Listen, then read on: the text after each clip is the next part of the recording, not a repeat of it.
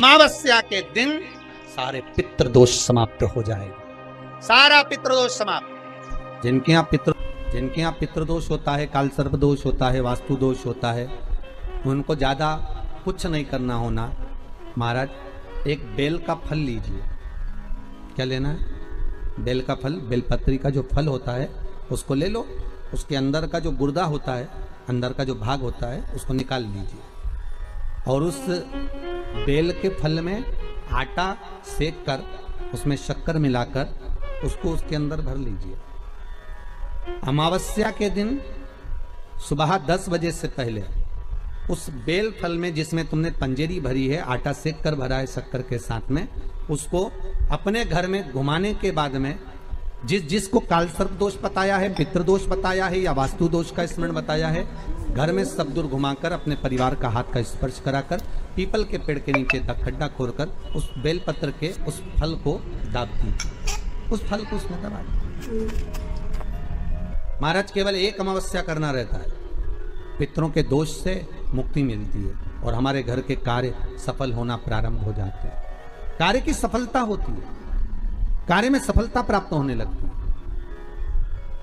अमावस्या के दिन दोष काल में, प्रदोष के समय पर, प्रदोष काल में शाम के समय पर जाकर किसी भी नदी, तालाब, बावड़ी, कुआं, कहीं ना कहीं जो आपके पास में हो, वहां पर एक घी का दिया, बत्ती का मुंह दक्षिण की ओर कर कर अवश्य जला कर जाना। सारे पितृदोष समाप्त हो जाएगा, सारा पितृदोष समाप्त। अमावस्या के दिन किसी भी जलाशय के पास में, नदी, तालाब, बावड़ी, कुआं, जो आपके शहर में, आपके गांव में, आपके नगर में हो, वहां जाकर लगा दे।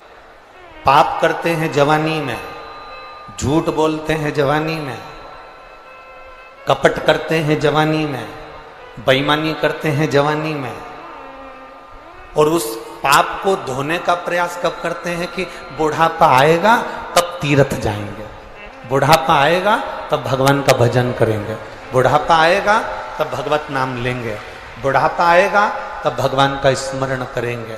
अब जरा विचार करिए, चाय अभी गिरी और चाय गिरते से ही तुमने धोली तो उसमें दाग नहीं लगेगा, सब्जी गिरते से ही धोली तो सब्जी का दाग नहीं लगेगा।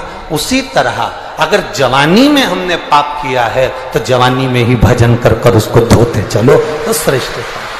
अमावस्या के दिन पितृ शाम के समय प्रदोष काल में शंकर भगवान का नाम जाप कर कर नदी, तालाब, बावड़ी पर पानी पीने जाते हैं। वहां से जल का आचमन कर कर पितृ अपने लोक को चले जाते हैं प्रदोष काल के समय पर। इसलिए प्रदोष काल में जलाशय के पास में, बावड़ी, कुआं, नदी, तालाब के किनारे पर दिया लगाया जाता है दक्षिण की ओर मुख कर कर बत्ती का, तो पितृ आशीर्वाद देते हुए जाते हैं कि फलो फूलो, आगे बढ़ो, उन्नति करो, तरक्की करो। ये पितरों का आशीर्वाद रहता है, पितरों का वर रहता है।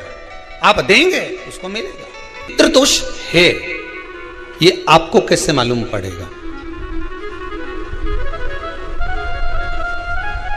पितृ भूखे हैं इसका तो वर्णन हमने पहले कर दिया कि रात्रि को जब आप सोने के बाद में 1-1.5 घंटे बाद अगर आपकी नींद खुल जाए, 1 घंटा 1.5 घंटा आप सो लिए, उसके बाद जो नींद खुली तो 1-1.5 घंटे तक अगर आपको नींद नहीं आ रही है, रात्रि को सोने के बाद में 1 घंटे बाद जब उठे तो आपको प्यास लग गई,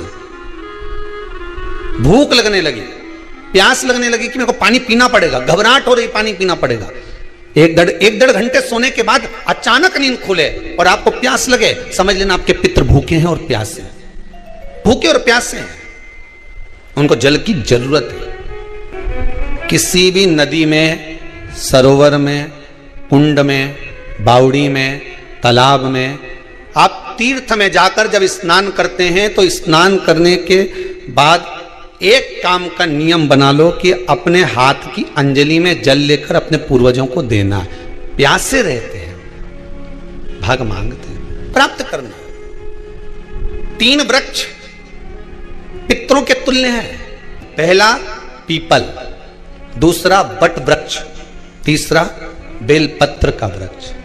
ये पितरों के तुल्य हैं। अगर आपको रात्रि में नींद नहीं आ रही है, ऐसा लगता है कि रात्रि को 1 घंटा 1.5 घंटा सोने के बाद कुछ गलत गलत विचार आने लगते हैं, नींद सुबह 3 बजे तक 4 बजे तक नहीं आती, 4 बजे के बाद फिर नींद आती है। तो एक प्रैक्टिकल जरूर कर देखना।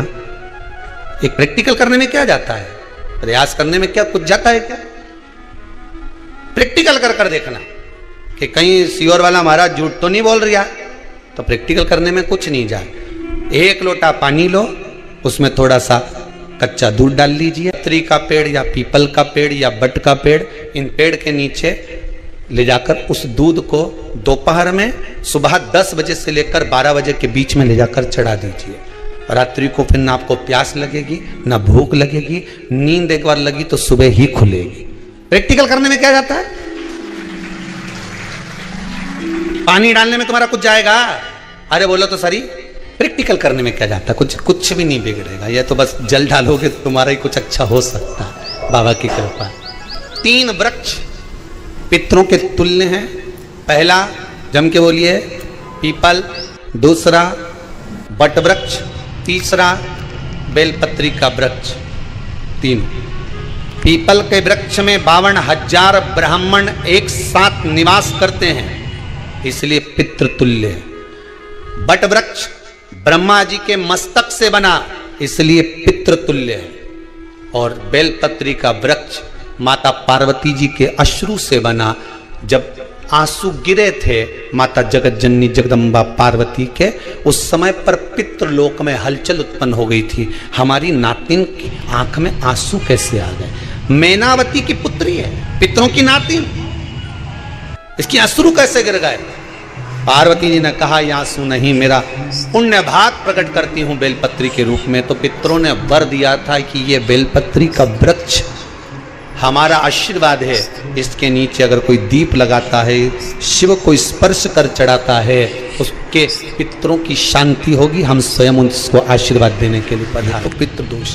दूसरा पितृदोष का लक्षण बताया, घर में कोई शुभ कार्य ना हो, वंश की वृद्धि ना हो, 1 रुपये कमाओ 1.25 रुपये खर्च हो रहे हैं, पैसा 10 जगह से कमाई आ रही है पर घर में टिक नहीं पा रही है, आया गया, पितृदोष है। जरा सी कटोरी पड़ी है उसके पीछे विवाद चालू हो जाए, पानी ढुल गया उसके पीछे विवाद हो जाए, या छोटी छोटी बात में घर में क्लेश मचा हुआ है, पितृदोष है। समझ लो हमारे पूर्वज हमसे खुश नहीं, प्रसन्न नहीं।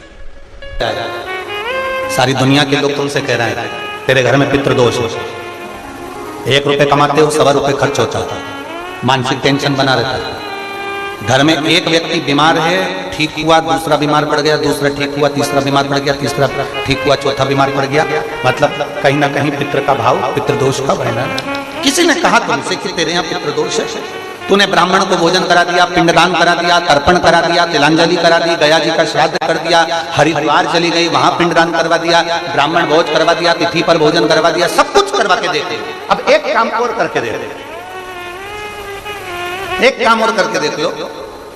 जब तुम घर में भगवान शंकर की आरती, तुम्हारे घर में शंकर जी का शिवलिंग है, भले काय का भी हो, छोटा सा, भले सियोर का कंकर शंकर हो, नर्मदा का कंकर हो, चाहे शंकर पारक के हो, पीतल के हो, स्टील के हो, लकड़ी के हो, जिसके भी हो, लोहे के हो, पाषाण के हो, जिसके भी हो, शंकर का शिवलिंग अगर हमारे घर में है और आप रोज प्रतिदिन भगवान की आरती करते हो प्रतिदिन, और आपको लग रहा है कि मेरे यहाँ तकलीफ चल रही है, ये ठीक ही नहीं हो रही, लगभग 1.5 महीना आप कम से कम 45 दिन 1.5 महीने के करीब में ऐसा प्रयास करना कि भगवान की आरती, शिवलिंग, शंकर भगवान के शिवलिंग की आरती करने के बाद उस दिए को भगवान के सामने मत रखो, उस दिए को उठाकर जहां तुम पानी का मटका रखते हो, हंडा रखते हो, जिससे तुम पानी पीते हो, तुम्हारे रसोई घर में जो पानी का मटका, हंडा, बाल्टी, आरओ का पानी जिस मटके में गिरता है, हंडे में गिरता है, जिसको हमारे यहाँ पितरों का स्थान कहते हैं, उस स्थान पर, उस मटके के पास में, संडे के पास में, उस बाल्टी के पास में, जहां रसोई घर में पानी रखते हो, उस रसोई घर में पानी जहां रखते हो उसके पास में उस दिए को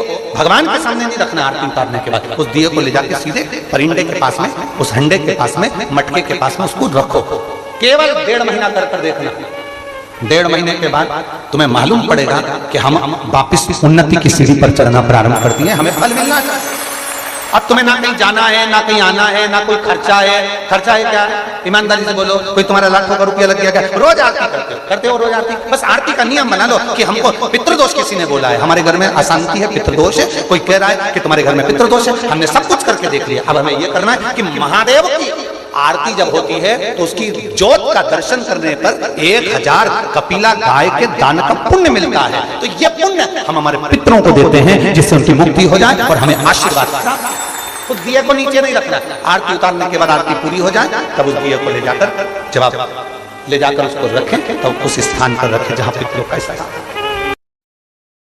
श्री शिवाय नमस्तुभ्यम। हर हर महादेव। 22 अगस्त भाद्रपद मास अमावस्या का दिन। इन सभी का उपाय, अमावस्या के पितृदोष के सभी उपाय इस वीडियो में पूज्य गुरुजी ने वर्णन किया है। उन सभी को हमें भगवान भोलेनाथ के मंदिर में करना है। पितृदोष को समाप्त करने के उपाय बताए गए हैं। कैसे पितृदोष समाप्त होंगे, कैसे हमें पता चलेगा कि पितृदोष है हमारे घर में, कमाई में बरकत नहीं हो रही हो, छोटी छोटी बातों को लेकर झगड़ा होता हो, किसी को बीमारियां हो रही हो, घर में छोटी छोटी खर्चा अनाप शनाप बढ़ रहा हो, दिन प्रतिदिन खर्चा ज़्यादा होता हो, कमाई कम होती हो, तो समझ जाए कि पितृदोष है। इन सभी का उपाय, पितृदोष का उपाय पूज्य गुरुजी ने इस वीडियो के माध्यम से आप सभी को निवारण करने के उपाय बताए हैं। हमें वो उपाय अवश्य करने हैं। 22 अगस्त को अमावस्या, शुक्रवार को अमावस्या है कल, तो हमें ये उपाय अवश्य करने चाहिए और अपने पितरों को हमेशा याद करके उन्हें पूजा पाठ में शामिल करना चाहिए। इस वीडियो में आपको अगर जो भी बात अच्छी लगी हो तो प्लीज़ कमेंट में ज़रूर बताना और कमेंट में राधे राधे, जय श्री कृष्णा, श्री शिवाय नमस्तुभ्यम, हर हर महादेव में से कोई भी एक ज़रूर लिखना। वीडियो को like, share and subscribe, comment में श्री शिवाय नमस्तुभ्यम, हर हर महादेव अवश्य लिखना।